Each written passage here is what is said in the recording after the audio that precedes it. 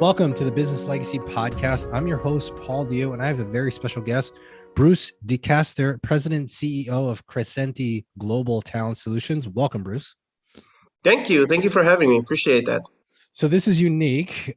Bruce, why don't you tell the audience where you're dialing in from?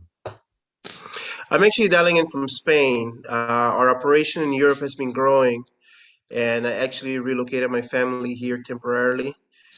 We were in Italy for 3 months, and I just got here to Spain last week. We're going to be here for a couple more months, just strengthening the operations here in Europe. So yeah, I am dialing in internationally. Yep. Now tell us a little bit about Crescentia and what makes it unique and different. Yeah, so Crescentia comes from a fruit, a calabash tree fruit, which means it has different uses. You can use it for musical instruments in Brazilian capoeira. You can use it for making utensils, all different types of uses you can use this fruit for. And so that's the idea behind the company. We're a human resources consultation services company, but we do recruiting, executive search, e-learning development, HR consultation, payroll and benefits review, language translation. In fact, we even have small companies set up their business plan. We do content editing. So we're basically a one-stop solution for anything you need human resources related. That's basically the premise of the company. Now, where did it all start? Where was this dovetailed from a previous career, or did you find a particular niche that you were interested? How did it all begin? Yeah, so I have close to 15 years of experience in human resources, mostly international human resources. And as I've been working in this field for so long, one trend I kept seeing is that HR tends to struggle to earn a seat at the table, number one. And then number two, HR tends to be kind of just a servant function and not really a business partner. So I wanted to create a service that managers and leaders from different companies can come and have a partnership, not a compliance officer or someone that keeps telling them no, but a facilitator for success. So our clients come to us and we basically help them using human resources for them to achieve their goals. So we are basically a partner for companies, and this way we've been so successful. Even though we've been in business for only a year and a half, uh, our clients are flooding to us because they're like, yeah, I can actually have a partner in HR.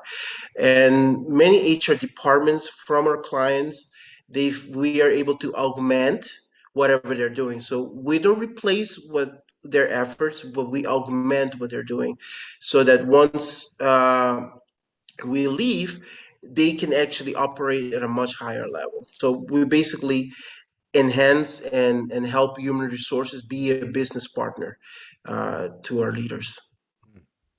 And what's been the most challenging part about this business? The most challenging part has been maintaining the global scope. We're a global company. We have offices in the US, in Peru, in Brazil, and now, as I mentioned earlier, I'm expanding our operations in Europe. Probably next year, we're going to be entering the Asian market. The scalability of the business has been what keeps me up at night. I want to make sure that whatever service our clients in Brazil are getting is the same service that our clients in Germany are getting. So making sure that service is adequately and the same wherever we go. Just maintain the scalability of the growth. And it's only been a year and a half, but what would you consider the most gratifying part of building this company? I think being able to see the results, our clients can quickly see the value add that we bring to the table, and making sure that their HR departments are strengthened and are able to gain or be able to stretch themselves and be able to provide a kind of service that's quick, it's fast, but especially it's affordable. Hmm. With different models that we use, clients are not coming and getting a service that is extremely high. It's fast, but especially what I like about it is that it's practical. We really come with practical solutions for our clients that they can immediately use and start seeing the results right away.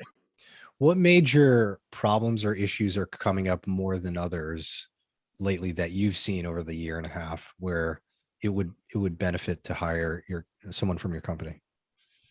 Yeah, companies are struggling to adapt. We are in a new um, world, if you will. COVID has really changed the way businesses need to rethink the way they manage their human capital, the way they manage their human assets. And I know in the HR world, sometimes people don't like to say human assets, but without a motivated and strong workforce, companies struggle. They're beginning to see that how can they adapt to the new. And so with our different processes and procedures and coaching that we do, we're helping companies adapt to the new world. And I think that's the greatest value add, being able to uh, have a true impact to companies. And if you think about it, we're able to not only help companies, but we're also helping families.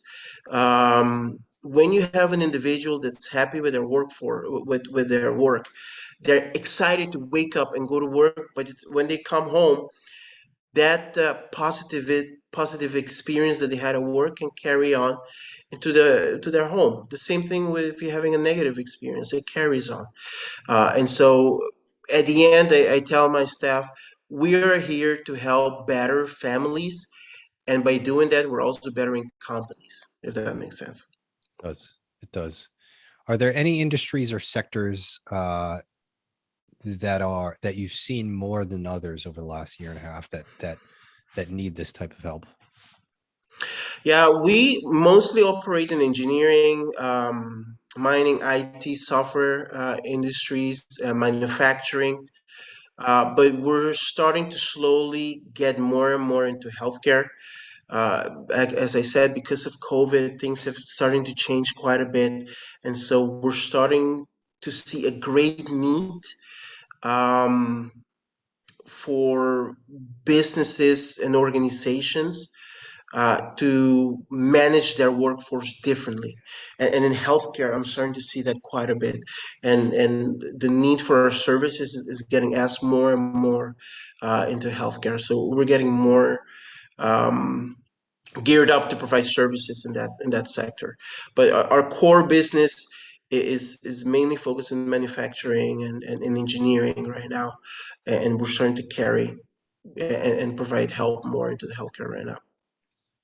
Now, given all the restrictions, rules, regulations, or whatnot, would your company be the type of company that would adjust, let's say, any policies and procedures or employee manuals, or what role would your company play as all these rules and regulations are coming out on the fly? So we work hand in hand with our clients' current HR departments, and we provide expertise and coaching so that they can help themselves. So we don't just come and provide the fish. We teach them how to go fish, and so this way, their HR departments don't need to go and get new staff, or they don't need to go and hire more people, but we basically train them and so that they can have trainers in-house to train more people within their own groups. And so we help them help themselves in a way. Got it. Makes sense. Now, tell us a little about where you grew up and how you went from an island in the small island in the Caribbean and to Utah to now you're dialing in at Spain. Like, tell us a little bit about the journey along the way. Yeah, that's a good question. um, I was born and raised on an island in the Caribbean called Curacao. It's right off the coast of Venezuela. The native language of the island is called Papiamento. It's a Creole. It's a mix of Spanish, Portuguese, and Dutch, and it has strong Portuguese influences and African influences. And it's a Dutch colony, and so because of that, I grew up speaking Papiamento, which is my native language. We're so close to Venezuela, so I grew up speaking Spanish. Since it's a Dutch colony, the education system is in Dutch. And so I grew up speaking three languages. And then I picked up another language, which is Portuguese. Once you know two or three languages, it's easier to start picking more and more languages. So currently, I'm learning German. I'm expanding my Italian. My father, for instance, he spoke French in addition to four other languages. My brother spoke German in addition to other four languages. So everyone on my island, in a sense, we speak four or more languages. And I had the opportunity of going to Brigham Young University to expand my education. And from that, I broke into the HR world, and so I can expand more on that. So if you want to, I can just Yeah. start going into it. Yeah. So you went to Um, BYU. Yep. mhm. And I actually got my degree in health and human performance. And then after that, I took an assignment in Germany where I was overseeing a merger between two smaller companies, and I was acting as the coordinator of operations. It was an expatriate assignment. And after that, I got my MBA at Thunderbird, where I got more involved into the international aspect of business. And that's kind of what I wanted to talk to you to a little bit about what has driven my passion and my growth within my career. Both of these universities, you are taught about having honor in business. In fact, Brigham Young University has something called the Honor Code. Um, and basically, what the code is, it's a guideline um, to help you be a better and stronger and more ethical business professional. Let me give you a quick experience to illustrate what I'm trying to say. Definitely. Many years ago, I was in a salary review meeting with the president of one of the companies where I was the head of a HR, head of human resources. In this meeting, the president asked me if the salary data for the entire company was accurate. As with my predecessor, there were many mistakes and errors. There were errors that were made. I assured him, hey, my team and we had worked extensively to make sure that the data is accurate and that everything was in order. Yet, he asked me the same question again. Bruce, is this data in order? Frankly, at this point, I was slightly offended, and I vehemently defended the data, Hmm. and telling him that everything was indeed in order. Not 20 minutes after I had left this office and was meeting with my team leaders to get all salaries processed, one of my HR managers said, "Oh no, Bruce, we had made a major oversight. There is a major mistake in this data. What shall we do?" I turned to them and said, "Do what is right and let the consequence follow." I was quoting part of a hymn that the children in my local church sang. Uh, and I repeated it to them over and over. Do what is right. Let the consequence follow. So, Paul, it would have been very easy for me to instruct my team, hide the error, and Yep. probably the president, he would have never find out about it. Yet it was important for not only the president to see that his head of HR had high ethical standards, but it was very important for my team to see that that they were being led by someone who valued business ethics.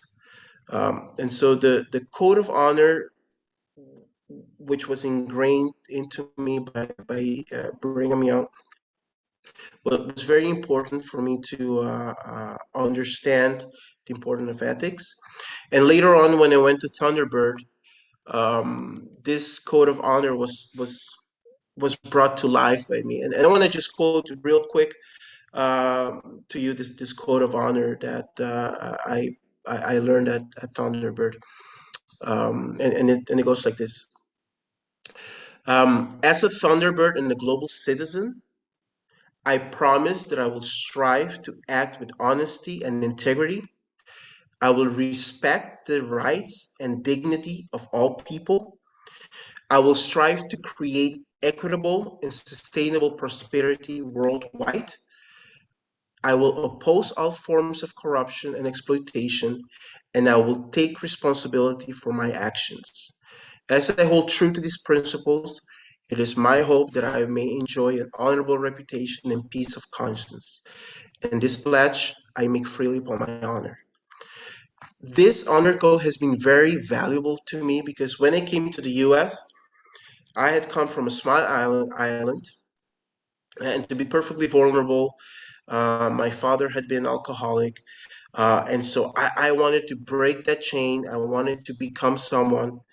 I came to the US, I was cleaning toilets, and I was very ambitious.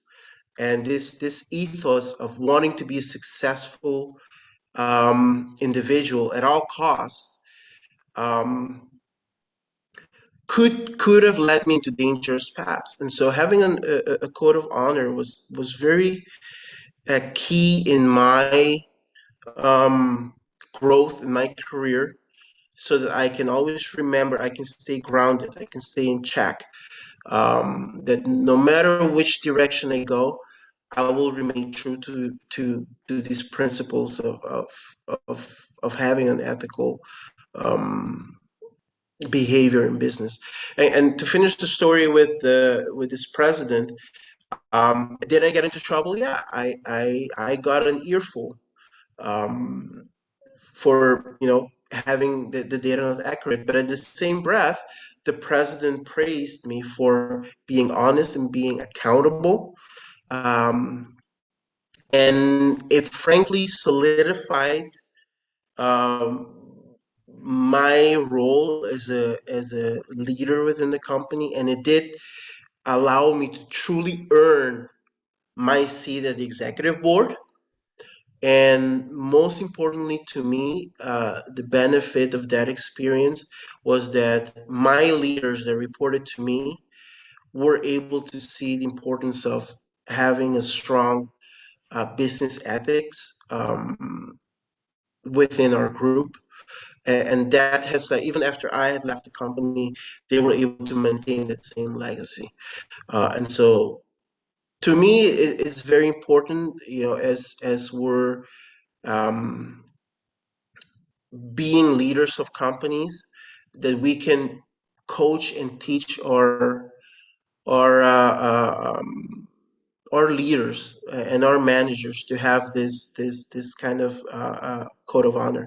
And don't get me wrong, I'm not saying that I'm a perfect leader. I'm not saying that I don't make any mistakes. Trust me, I've made plenty of mistakes where I've even had to apologize to teammates and coworkers for poor decision making that I have made. So I'm not talking about that. What I'm talking about is to have a compass that every leader that I found, having some sort of a compass to guide you as you make in business can help you, so that when a dilemma were to show up that can compromise your integrity, you would have already made that decision as to how you would handle that situation. You don't have to sit and debate at that moment which direction should I go. Does that make sense? It does. The two So words, the two words that stick out in that honor code are equitable and sustainable, right? Those two words correct. alone, even if it was just one word, right? That's a big responsibility. Sustainable. How is everything that you do Huge. sustainable, right? So Yeah. knowing that you're partnering with companies and that's in the forefront of your mind is how do you create equitable and sustainable behaviors or operations? Kudos to you. Kudos to you. Yes. Thank you. Thank you. And that's the same thing even when you're developing a serving or a product. You also need to try to implement that. How can you provide a solution that's long lasting, so that you don't just come, cash your money, and go, but you provide a solution that has a long lasting impact. Yep. Yep. Now, out of all the business decisions that you've made, what would you consider the best business decision? The best business decision that I say I would make is to make sure that whatever process or procedure I had set up, that it can be replicated in other parts of the business or even in other countries. Got it. No, in your Um, personal life though, what would be your best decision you've made? Like business. Oh, in my personal life, I think that the best one would have been that I have become I've made sure that wherever I go, I am a mentor. I have had um, the fortunate experience of having people reporting to me that later on I can see that have been able to um, not only be good in their career, but they have been able to be good global citizens. Um, and to me, that has been the most important thing.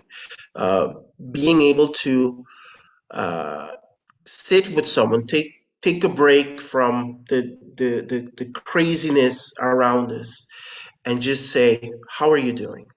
What can I do? What kind of obstacles can I remove from you?" And I remember one of the mentors that I have had did the same thing to me, and he sat me down. And he said, "Bruce, you are a good employee. You can stay with us as long as you want, but you're reaching 40.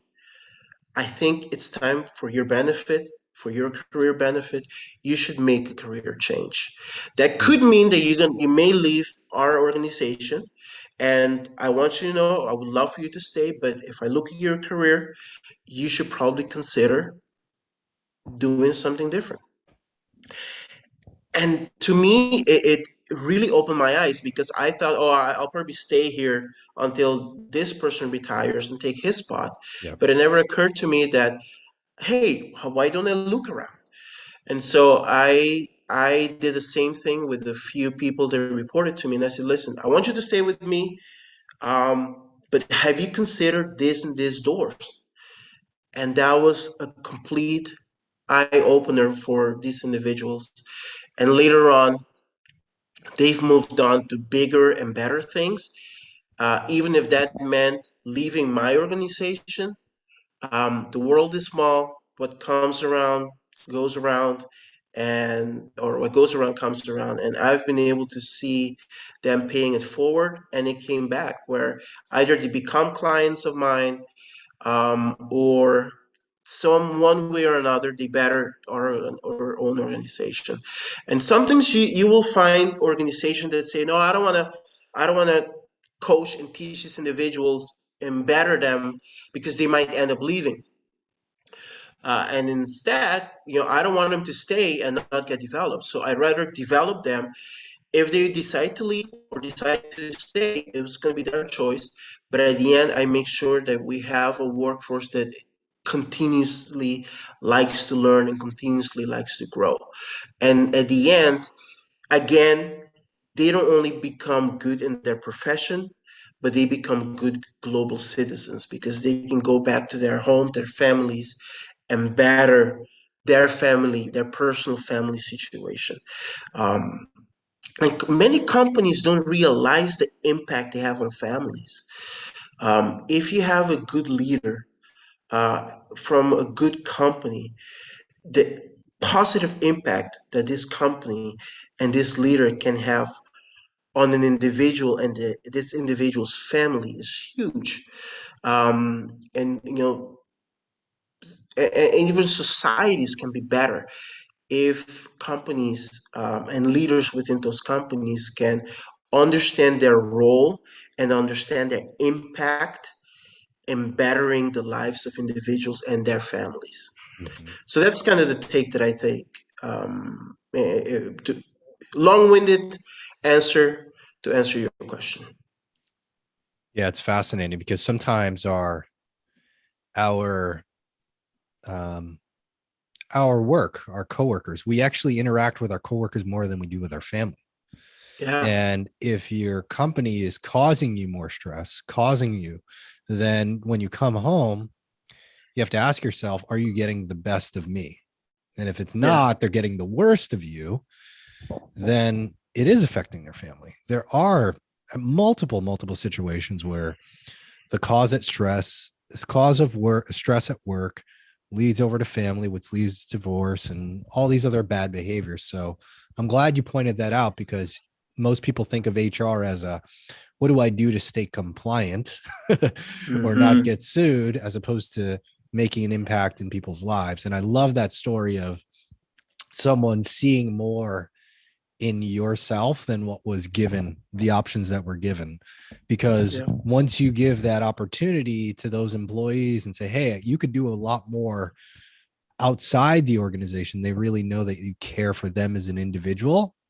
And I've seen this happen where that they would leave the company, but then now they're the biggest advocate for the company. Now exactly. they're the recruiter for their previous position. So I love that, Yeah, Bruce. Thank you. yeah. They become ambassadors Yep. for your own company. Yep. They are the best marketing tool you can have. Yep. So if leaders can understand the impact they can have, man, I mean, the company will be in a much better position for sure. So when you think about legacy in general, right? Now that you talk about mentoring and inspiring other people, and you've been mentored as well, what do you think of when you think about legacy?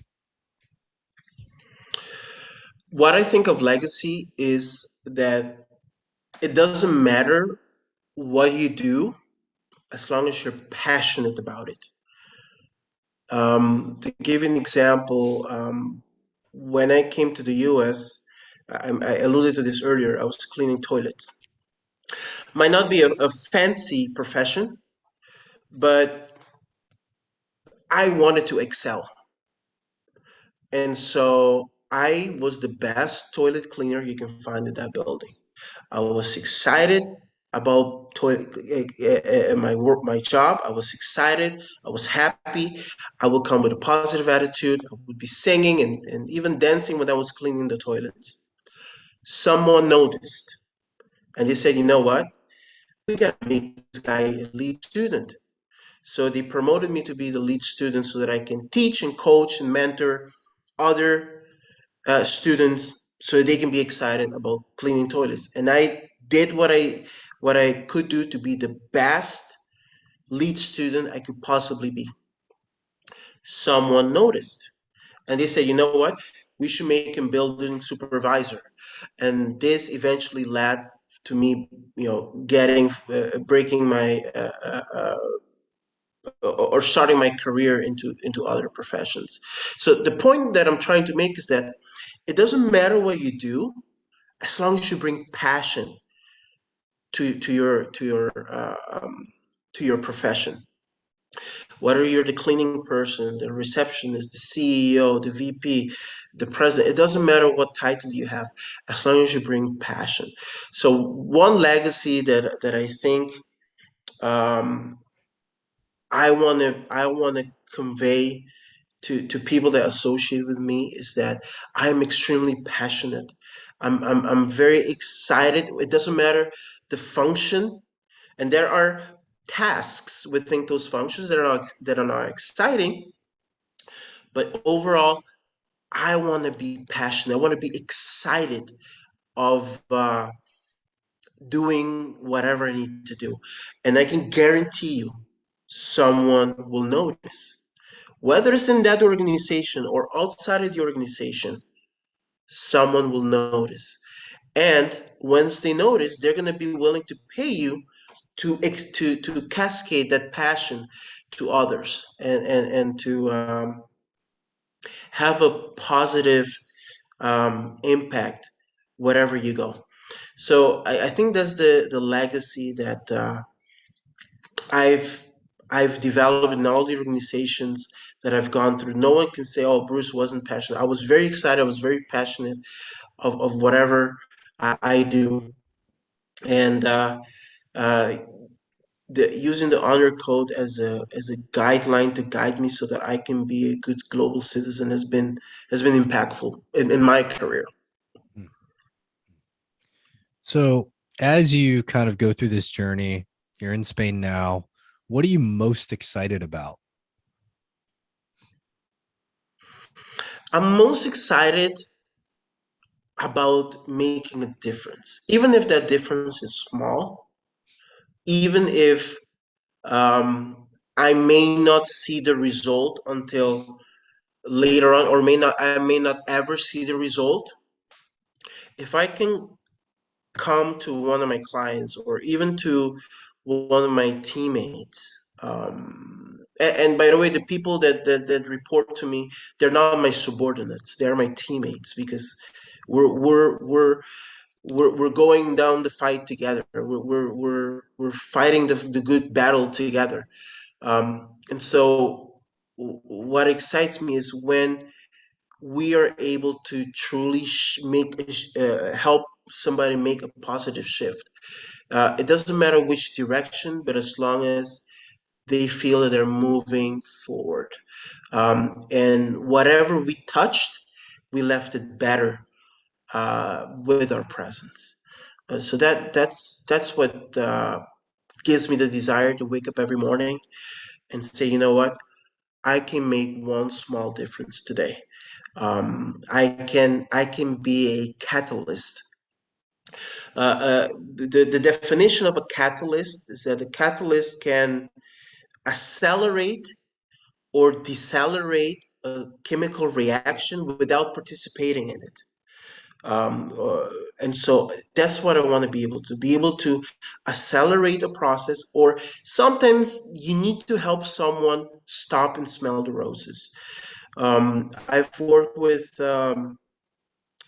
managers that they're so caught up in the day-to-day chaos around them that I tell them, you know what, sometimes you need to just stop and lift up your head. You know, are you running in the right direction? Do some self-analysis. Is it time to to change direction? Is it time to do something different? So as a catalyst, you need to be able to help someone accelerate or decelerate whatever is to their benefit without participating necessarily in it, so that they don't become dependent on you. I mentioned earlier that uh, my company, we try to help HR departments and leaders um, learn how to fish.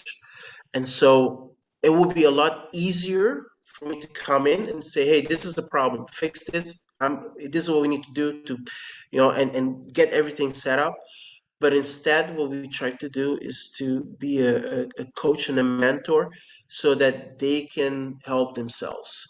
If I can give you another quick example, I was working with a particular leader, and I said to him, listen, um, we sat together, and I asked him, why are you having all of these employees coming to you with all these problems? Did you realize that they're actually delegating work to you? And he said, no, it never occurred to me that all my employees are delegating problems to me. And I said, why don't you just stop? Hmm. Instead of solving the problem, take the minute to coach them and help them identify how they can solve the problems themselves. A few weeks later, he came back to me and he said, you're not going to believe this, Bruce. Um, I was in my office, someone passed by and said to me, hey, just so you know, we had this particular issue. We solved it. I just wanted to give you a heads up that it's been taken care of. And they walked away. They became, so were able to become problem solvers instead of problem delegators. Mhm. And that was the thing that he appreciated the most. And he was like, I just couldn't believe it. I can now leave at 5 o'clock to go be with my family and have my life instead of sitting here until 9 or 10 o'clock at night solving problems from people that I hired to solve those problems. Mhm. Mhm. Powerful, powerful. Well, Bruce, where can we find you, learn more about you, and just get to know you a little bit more? Yeah, absolutely. So I'm the only Bruce Decaster on LinkedIn. Okay, So that's with all the you know. millions, with all, with all the millions of people on LinkedIn, I am the only Bruce Decaster you will find. Yeah. So you can always contact me, or anyone can contact me, reach out to me on LinkedIn. That's the quickest and fastest way. And I'm always open to discussions. And I'm a big believer that we all can help each other one way or another. The world is very, very small. So what you never know how we can be in contact with each other one way or another. Well, great, Bruce. This was phenomenal, and I look forward to learning more about you in the future. Thank you. Thank you for the opportunity. I appreciate that.